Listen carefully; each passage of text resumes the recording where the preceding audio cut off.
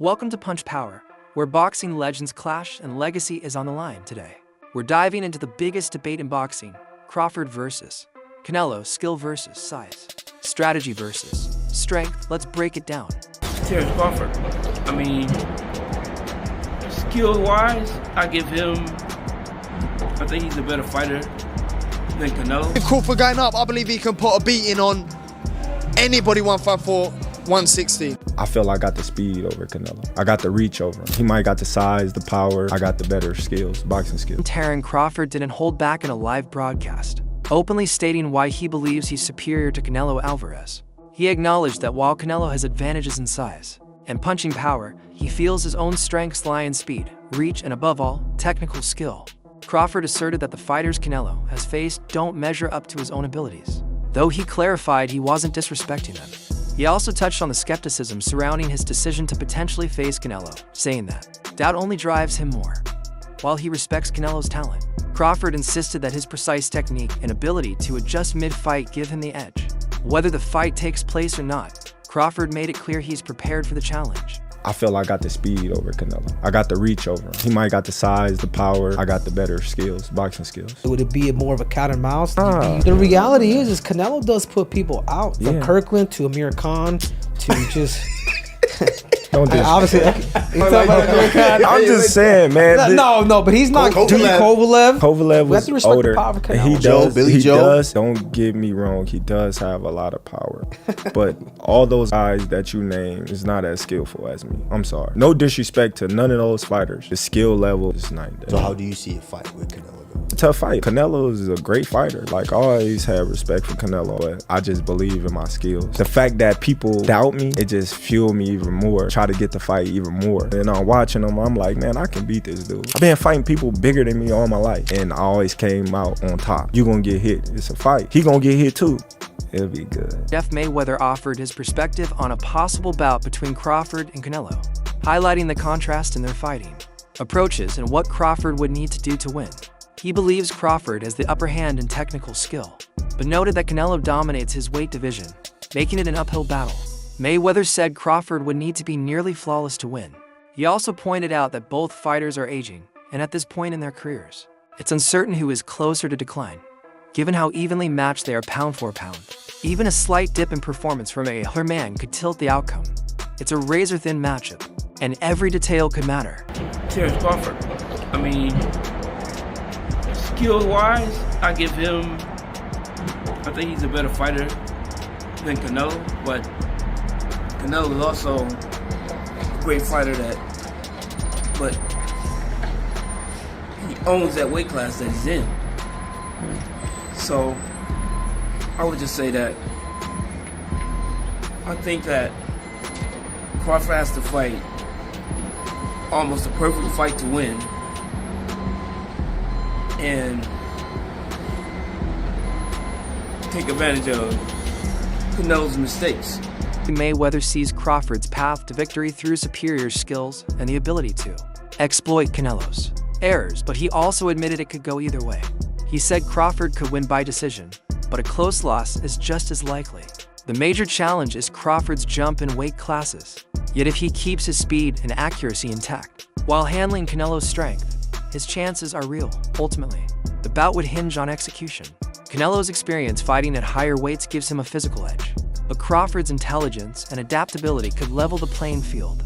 If the fight happens, it would be a classic battle of technique versus power, with Crawford needing to outbox Canelo over 12 rounds. Both guys are aging, and you never know. You never know when they're going to show their age.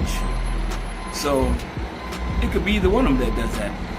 But I mean, I just lean toward Crawford because I just see the dude has so many skills, and I mean, I just see that him possibly winning the fight by decision, but could also lose a close decision. Teddy Atlas provided a unique take on the Crawford versus Canelo showdown, framing it in the context of boxing history. He talked about how smaller, more skilled fighters have often found ways to defeat larger, stronger foes. Atlas noted that fans are starting to believe Crawford might be one of those rare fighters able to outsmart a stronger opponent. He even questioned the way people view Canelo's size advantage, suggesting it might not be the deciding factor. For Atlas, Crawford's sharp mind, quick reflexes, and technique could prevent Canelo from dominating. In his view, boxing isn't just about brute strength, it's about using strategy, precision, and timing to win. I believe we had the Crawford. It looked like we had the Crawford. We were talking about that. Can a really great small guy beat a really good big guy, you know? We were getting into that mind frame again. Some people were saying, oh, Canelo's too big, forget it. But we were getting into the right mind frame, the right with this great sweet science, with this sport that goes back longer than any other sport in the world, where catch weights used to be in the 20s to 30. Little guys beat big guys, and it wasn't that unusual. So we were starting to get into that frame of thinking, okay, can this great guy Crawford, can he, instead of looking at it as a disadvantage that Canelo is so big? Atlas used a vivid metaphor to express his thoughts, comparing boxing to bullfighting but with a twist. He said it's not always the matador who wins. Sometimes the bull can be clever enough to outsmart the matador. That's what makes this matchup between Crawford and Canelo compelling. There's a belief growing that Crawford might be able to pull it off, but Atlas also expressed his disappointment with boxing itself, hinting at how the sport often falls short just when it builds real excitement. Though he didn't spell it out, his comments reflected frustration with how politics and mismanagement frequently ruin great fight opportunities. That maybe he'd be too smart, too slick, too quick, you know what I mean? Too special in those areas, not to allow Canelo to use his size and his counterpunching and everything else. And that's what the sweet science is about. You know, it's not supposed to be just about, letting a bull run out into the bull ring and then wait until the matador puts a spear in. It's supposed to be about the bull actually having a chance to outslick the matador, which don't happen too often. So now we were starting to get into interesting grounds. Okay, people were buying into it. Yeah, okay. Connor Benn's view on the Crawford versus Canelo fight revolves around how evenly matched the contest is. Benn believes Crawford is capable of beating anyone in the 154 to 160 pounds range due to his elite skills, adaptability, and high ring IQ. However, facing Canelo is a different proposition. Unlike other opponents, Canelo combines immense power with top-tier skill and experience against elite competition. Benn's main point is that while Crawford usually has the edge in skill, Canelo isn't just any fighter he's seen at all. Crawford, though, isn't just a technician. He's a strategic fighter who wins by out-hinking his opponents. That's why this fight is so fascinating. It's about tactics and execution, not just physical attributes. With Crawford going up, I believe he can put a beating on anybody 154, 160. But not 68. Nah, Benavidez is... Canelo. Canelo, I think he's a smart fighter. He doesn't rely on his power. Crawford ain't a fighter who just relies on his power. And then Canelo, when he's fought Berlanga, then fought Ryder, Munguia, it's even. I think it'd be a 50-50 fight if Crawford fought Canelo. Joe Rogan expressed strong admiration for Saudi Arabia's influence on modern boxing, specifically crediting Turki Alalshik for facilitating major fights that fans have long anticipated. Rogan noted that Saudi Arabia has helped eliminate traditional hurdles like promoter politics and broadcast rivalries, leading to matchups once thought impossible. He also weighed in on the Crawford versus Canelo debate, confidently asserting that Terence Crawford has the skills to beat Canelo, despite the weight disparity. In Rogan's eyes, boxing isn't solely about size or strength, it's about precision, tactics, and adaptability. He praised Crawford's elite-level technique and ability to adjust mid-fight, calling him a cerebral fighter who can nullify Canelo's size with sheer ring intelligence. For Rogan, the physical gap is less important than the skill divide, and in that area, he believes Crawford clearly has the upper hand. When you look at the elite of the elite boxers, to a man, to every one of them, they're disciplined. And they stay focused. I'm so excited to see this fight with Canelo Alvarez because I think the Saudi Arabians have so much money. They're throwing so much money at boxing. And the guy who's the head of boxing over there wants to make that fight happen. I think Terence Crawford, forget about the 3 weight classes. I think he could beat Canelo. I think he can too. Eddie Hearn discussed the behind-the-scenes logistics surrounding the potential Crawford versus Canelo showdown, pointing out that scheduling complications were a major issue. He explained that although a deal was close, it couldn't be locked in for a May date. Canelo's preference to fight on the Cinco de Mayo weekend led him to pursue a different opponent. In the short term, Hearn also mentioned that a Crawford fight would carry even more significance if Canelo were to enter as the undisputed champion. At 168 pounds, that scenario, he believes, would amplify the historical impact of the bout. A win for Crawford in that situation would make him a 3-time undisputed champion, something that could solidify his status as one of boxing's all-time greats. I think one of the issues around the whole situation was they'd agreed the Crawford fight, but they hadn't agreed a May fight, and Canelo wanted to fight in May. And there aren't really a lot of options, but by beating Skull, you can become undisputed. And I feel like the fight with Crawford as an undisputed fight is pretty cool, because Crawford's undisputed at 47 and 40, and he could become a 3-division undisputed champion. Edgar Berlanga gave his take on the potential clash, emphasizing the unpredictable nature of boxing. He acknowledged Crawford's legendary status, citing his technical brilliance and strategic mindset. Berlanga said the only notable advantage Canelo holds is his natural size, which could influence how the fight plays out. However, he made it clear that Crawford has the edge when it comes to boxing fundamentals, ring IQ, movement, and overall craft, while he respects Canelo's experience and achievements. Berlanga views Crawford as the more well-rounded fighter. He pointed out that strength alone doesn't determine the outcome of a fight, and believes Crawford's superior skills could bridge the physical gap. For Berlanga, it's a high-stakes, evenly matched contest shaped more by talent than weight. My good friend, my brother, Terence Crawford, wants to fight Canelo. Yeah. Just from your expert opinion, knowing how Canelo fights, what he's like in the ring, I know you haven't been in the ring with Terence, but what do you think of that fight? I truly believe, that, anything can happen in boxing, you know what I'm saying? And Terence Crawford is a legend. He's great. He's a great fighter.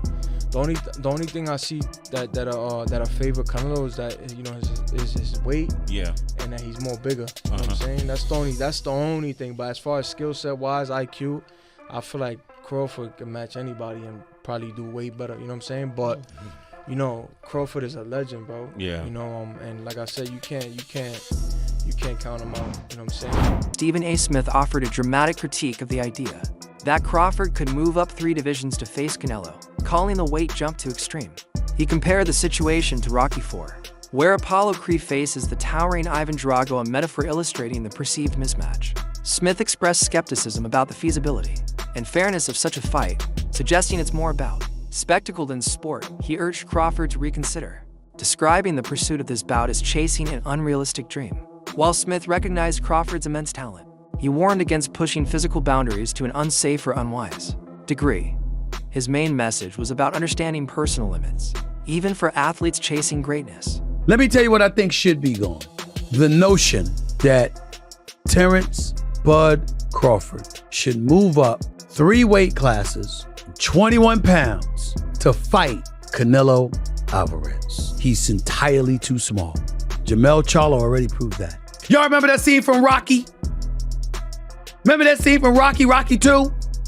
When Carl Weathers was Apollo Creed and his trainer was like, can I be honest? I saw you beat this man within an inch of his life. And he kept coming. He wouldn't go away. He's wrong for us, baby. He's wrong. Let it go. Apollo couldn't do it and lost fight number 2.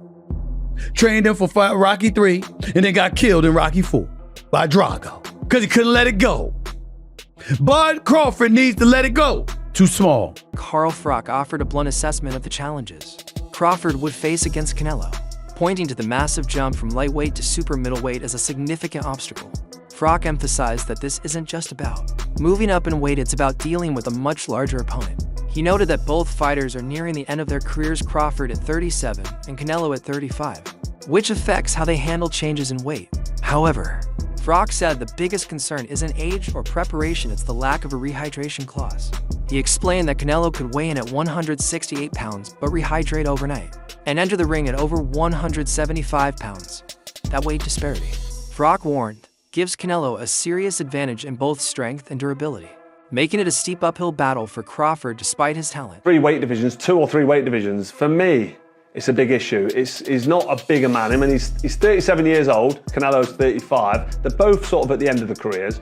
Crawford, I'm not going to say he's old, so that's going to be a major problem, because as you're older, you do want to step up the weight divisions because it's harder to take weight off. Neither of these guys are taking weight off, so that's not an issue, but there's no rehydration clause. And the issue with that is, for me, is the fact that Canelo can weigh whatever he wants the next day. So he's going to get down to 168 pounds super middle, and he's probably going to be getting in the ring way over 175 pounds, the light heavyweight limit. He'll be up at, like, in English money, it's going to be up at like 14, maybe towards 14 stone.